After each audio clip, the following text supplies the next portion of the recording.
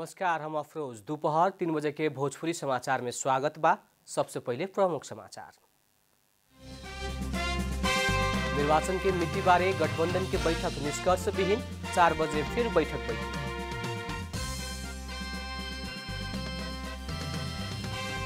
खानेपानी मंत्री उमाकांत चौधरी द्वारा मिलमची खानेपानी आयोजना के फेरू स्थापना करला निर्देशन। चैत भीतर मिलमची के पानी वितरण करे के तैयारी।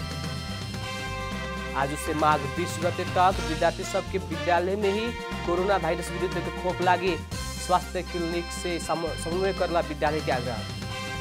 पश्चिम बंगाल के एक अस्पताल के कोविड वार्ड में आग लागी। एक महिला बीमार के मृत्यु घटना बारे थप अनुसंधान जारी। नेपाल राष्ट्रीय फुटबल टीम पहिलका मैत्रीपूर्ण खेल में आज मॉरिशस से प्रतिस्पर्धा करी। आहारा गोल्ड कप फुटबल प्रतियोगिता के फाइनल खेल शुरू।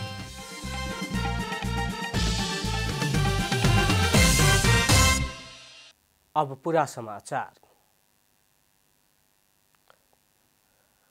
स्थानीय तह के निर्वाचन मिति बारे छलफल करला बैठल गठबंधन के बैठक आज फेरू 4 बजे फिर बैठक भइल बा। स्थानीय तह के निर्वाचन के मिति बारे छलफल करे खातिर आज सवेरे 9 बजे बैठल सत्ता गठबंधन के बैठक निष्कर्ष विहीन रूप में ओराइल रहे। निर्वाचन आयोग के सिफारिश मुताबिक बैसाख में ही स्थानीय तह के निर्वाचन करे पड़े के भइला से गठबंधन उहे मुताबिक निर्णय करे के अनुमान रहल बाटे। इससे पहले निर्वाचन आयोग आवेला बैसाख 14 और 22 गते 2 चरण में स्थानीय तह के निर्वाचन करे खातिर सरकार के सुझाव देहले रहे। स्थानीय तह के जनप्रतिनिधि सब के कार्यकाल ओराव से 2 महीना पहले निर्वाचन करे पड़े के स्थानीय तह निर्वाचन ऐन 2073 के व्यवस्था भइला से बैसाख में ही निर्वाचन करे पड़े के जोड़ आयोग के बाटे। गठबंधन कहेवाला संविधान में 6 महीना भीतर गांव नगर सभा गठन करे के प्रावधान रहल देखावत अंतिम चरण में जीतल प्रतिनिधि के समेत 5 वर्ष के पूर्ण कार्यकाल दिलाव के बतावत निर्वाचन ऐन ही संशोधन करे के तैयारी कैले रहे। वैसे स्थानीय तह के निर्वाचन पिछाड़ी सारे के तीनों तह के निर्वाचन एके बेर करे के बारे में समेत गठबंधन में छलफल चल रहा बा। ये विषय में केंद्रित होके सजिया 4 बजे बैठक फिर बैठी। नेकपा एमाले के जनसंगठन समन्वय संयंत्र के बैठक भइल बाटे। अभी 3 बजे बैठक के संयंत्र के बैठक में 22 जन संगठन के इंचार्ज, सह इंचार्ज और अध्यक्ष सब सहभागी होके के प्रचार विभाग के सदस्य विष्णु रिजाल जानकारी देने। बैठक भक्तपुर के जर्मन हॉस्पिटलिटी होम्स में स्वास्थ्य मापदंड अपना के करे लागल गईल बाटे। एमाले के 10वां महाधिवेशन के बाद जन संगठन समन्वय संयंत्र निर्माण कईल गईल रहे। इससे पहले समन्वय समिति बैठक पार्टी केंद्रीय कमेटी के दोसरका बैठक के निर्णय मुताबिक फागुन महीना भीतर सबे जन संगठन के राष्ट्रीय अधिवेशन सम्मेलन आयोजना करे के खातिर आपन आपन कार्यक्षेत्र में लागे के निर्णय समेत कैले रहे। बैठक भानुभक्त ढकाल के संयोजक में होखी। खानेपानी मंत्री उमाकांत चौधरी बीतल अषाढ़ में आइल बाढ़ से क्षतिग्रस्त मिलमची खानेपानी आयोजना के फिर स्थापना करे खातिर कर्मचारी सबके निर्देशन देहले बानी। मंत्री चौधरी आवेला चैत महीना भीतर काठमाडौँ उपत्यकावासी के मिलमची के पानी वितरण करे के हिसाब से कार्य संपन्न करे खातिर ठेकेदार कंपनी और आयोजना के कर्मचारी के निर्देशन देहनी। हाँ, सुखे आयोजना स्थल के स्थलगत निरीक्षण करे खातिर मिलमची पुगल मंत्री चौधरी चिनिया ठेकेदार कंपनी सिनो हाइड्रो के कर्मचारी के आम नागरिक के ध्यान के विषय समेत रहला से राष्ट्रीय गौरव के मिलमची खानेपानी आयोजना के हेडवर्क्स और आयोजना में अन्य भौतिक संरचना ठेका समझौता मुताबिक निर्धारित मिति में ही द्रुत गति में पूरा करे खातिर निर्देशन देहनी। हाँ, गृहमंत्री बालकृष्ण खाड़ 20 जिला के प्रमुख जिला अधिकारी के फोन कैले बानी। गृहमंत्री खाड़ जिला में कोविड-19 संक्रमण, शीतलहर की अवस्था लगायत बारे में प्रमुख जिला अधिकारी के फोन मार्फत जिला के जानकारी लेहनी। हाँ, गृहमंत्री खाड़ आज सवेरे फोन करके जिला अधिकारी के शीतलहर और हिमाल में हिमपात से बचे खातिर गर्म कपड़ा और जरना वितरण बारे पूछनी हुए। सरकार बीतल अगहन 1 गते रकम खर्च करके अख्तियारी सहित तराई में शीतलहर से बचे खातिर और हिमाल में हिमपात से बचे खातिर गर्म कपड़ा वितरण के खातिर निर्देशन देहले रहे। उन निर्देशन के कितना के कार्यान्वयन भइल बा कह के मंत्री खाड़ जानकारी समेत ले रहनी। भोजपुरी समाचार में अब छोड़ विश्राम।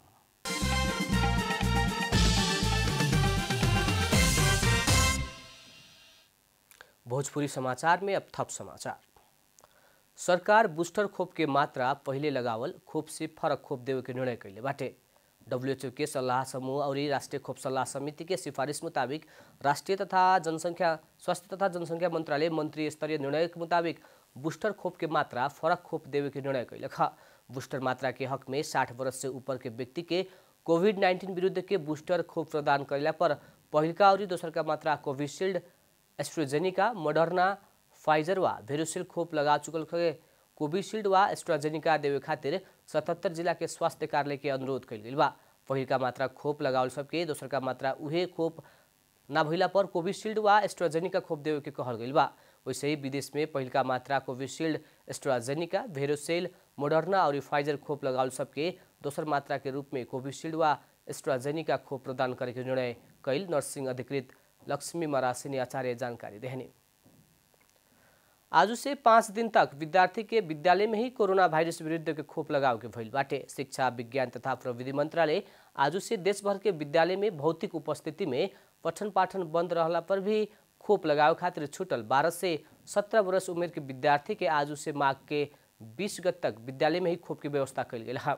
काठमाडौँ महानगरपालिका विद्यालय खोप अभियान संचालन भरल समय खोप लगाव के छूटल विद्यार्थी के विवरण अधावधिक करके विद्यालय वा लग के खोप केंद्र में खोप लगाव खातिर निर्देशन देहले बा। ओकरा खातिर महानगर के वार्ड में रहल सामुदायिक शहरी स्वास्थ्य क्लिनिक संगे समन्वय करके विद्यालय के कहल गई बाटे। 12 से 17 वर्ष उमेर समूह के विद्यार्थी के मॉडर्ना खोप देहल जा रहल बा। आज देश में पश्चिमी न्यून चाँपी प्रणाली के आंशिक प्रभाव रहल जल तथा मौसम पूर्वानुमान महाशाखा बतौले बा। पश्चिमी न्यून चाँपी प्रणाली के कारण पहाड़ी भूभाग में आंशिक बदली रह के तराई के भूभाग में हुस्सू और कुहा लागल बा।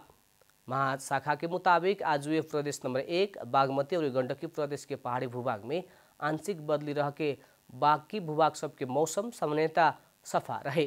प्रदेश 1 बागमती और गंडकी प्रदेश के भूभाग लगायत लुम्बिनी, कर्णाली और सुदूर पश्चिम प्रदेश के पहाड़ी भूभाग में आंशिक से सामान्य बदली के संभावना रहल मौसमविद लोग बतौले बा। ठंडी से बचे खातिर और उस प्रभाव से बचे के खातिर आवश्यक सुरक्षा और सतर्कता अपनाव खातिर समेत आग्रह कर गई बा। अब आर्थिक समाचार।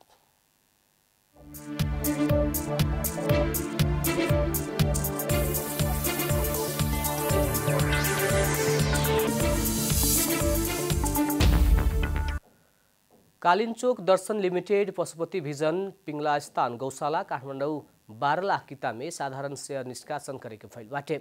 आयोजना प्रभावित क्षेत्र सहित 12 लाख साधारण शेयर निष्कासन करे के खातिर company Nabil investment bank limited Naxal Kathmandu के निष्कासन तथा बिक्री प्रबंध में नियुक्ति कैले बा। उ कार्य के खातिर कालिन्चोक दर्शन लिमिटेड के तरफ से प्रमुख कार्यकारी अधिकृत अशोक शिवाकोटी और नबिल इन्वेस्टमेंट बैंक लिमिटेड के तरफ से प्रमुख कार्यकारी अधिकृत मनीष नारायण जोशी द्विपक्षीय समझौता पत्र में हस्ताक्षर कैनी लोग। उस समझौता पश्चात साधारण शेयर निष्कासन होखे के भइल बा। निजी लगानी के श्री एयरलाइंस 1 महीना के अवधि में 2 एयरक्राफ्ट थप कैले बा। 1 महीना अगाडि एगो जहाज थपल श्री एयरलाइंस थप एगो जहाज थपलक हुए। श्री एयर पिछला समय Q408 विमान थप कैलक हुए जेकर क्षमता 80 सीट के बाटे।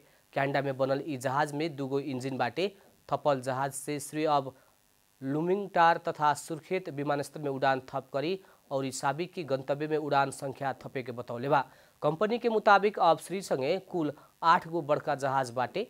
श्री संगे इससे पहले ही डैन Q4 से 2 गो जहाज 2 गो रहे। ई बाहेक CRJ 250 सीट के और CRJ 770 सीट के जहाज 2 गो बा। भोजपुरी समाचार में अब छोड़ विश्राम।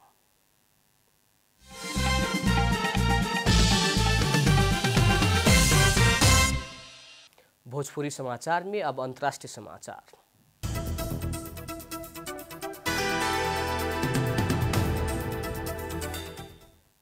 भारत के पश्चिम बंगाल के बर्दवान मेडिकल कॉलेज अस्पताल के कोविड वार्ड में आगलागी भइला पर एगो कोविड-19 उपचाररत महिला के मृत्यु भइल बा। आगलागी सवेरे 4:30 बजे शुरू भइल रहे। आगलागी देखे के समय में बीमार सब भाग शुरू भइल रहे। आगलागी अस्पताल के कर्मचारी से ही नियंत्रण में लेके खोजल गई रहे, लेकिन बाद में अग्नि नियंत्रण के सहयोग में आगे मुझावल गई रहे। बीमार परिवार से अस्पताल प्रशासन के गंभीर लापरवाही के कारण आगे लागल आरोप लगावले बा। अग्नि नियंत्रक सब शॉर्ट सर्किट के कारण आगलागी भइल हो सके के बतौले बाटे। घटना बारे थप अनुसंधान हो रहल बा। अब खेलकुद समाचार।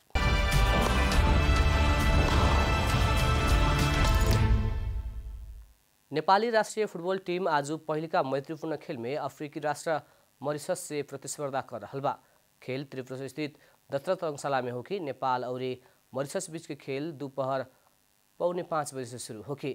नेपाल पहिलका बेर आधिकारिक रूप में अफ्रीकी राष्ट्र से खेले लागल हुए। नेपाली राष्ट्रीय टीम के मुख्य प्रशिक्षक अब्दुल्लाह अल मोतारे किरण चेम्जुम के कप्तानी में दुगो खेल के खातिर दुगो फरक टीम घोषणा कैले बानी। खिलाड़ी के अंतर्राष्ट्रीय खेल के अनुभव देवे खातिर उद्देश्य से दुगो टोली बनावल गई प्रशिक्षक अलमोतारी बतौले बानी। अलमोतारी खिलाड़ी से निमन नतीजा से भी उत्कृष्ट प्रदर्शन के आशा कैल बतावल गई बाटे। फीफा वरीयता में मॉरिशस 172वां स्थान में बाटे, नेपाल 169वां स्थान में बा। आजू के खेल में दर्शक के प्रवेश देहल गई बाटे। अखिल नेपाल फुटबॉल संघ एन्फा सरकार से जारी कैल स्वास्थ्य मापदंड पालना करत 1/3 दर्शक के मात्र अनुमति देहल जनौले बाटे। एन्फा सामान्य तरफ 500 और वीआईपी तरफ 1000 के टिकट दर रखले बाटे। नेपाल मॉरिशस विरुद्ध के दोसर का मैत्रीपूर्ण खेल मंगर के खेली। विश्व संस्करण के आहार आरा गोल्ड कप फुटबॉल प्रतियोगिता के फाइनल खेल शुरू हो रहा बा। पोखरा रंगशाला में होने वाला फाइनल खेल में मनाङ मोर्चाङ्दी क्लब और विभागीय टीम नेपाल एफपीएफ क्लब बीच प्रतिस्पर्धा होगी। खेल कुछ बेर में शुरू होगी। आज मनाङ और एएफपी उपाधि जीते की योजना में रहल बाटे। 6 बेर उपाधि जीत चुकल मनाङ 7वां बेर उपाधि जीत के हाथ में पारे के योजना में बाटे। एफपीएफ पहिलका बेर उपाधि उठावे के इतिहास रचे के दाव में बाटे। दोनों टीम के कप्तान अपना सब उपाधि खातिर खेले के बतौले बाटे। सहारा क्लब पोखरा के आयोजना में जारी प्रतियोगिता के विजेता के 10,01,000 और उपविजेता के 5,01,000 देहल जाए। अंत में प्रमुख समाचार फिर एक बेर। निर्वाचन के मिति बारे गठबंधन के बैठक निष्कर्ष विहीन, 4 बजे फिर बैठक होगी।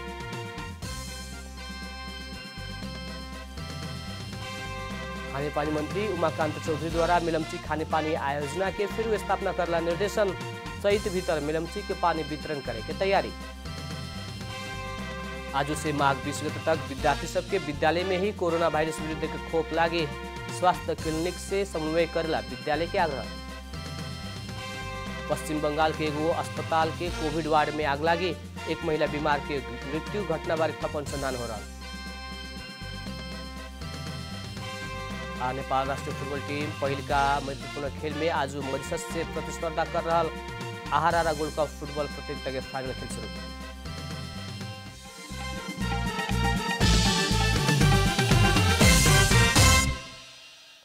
भोजपुरी समाचार अभी खातिर इतना ही। जनता द्वारा जनता खातिर प्रसारित जनता टेलीविजन देखत रहे। प्रणाम।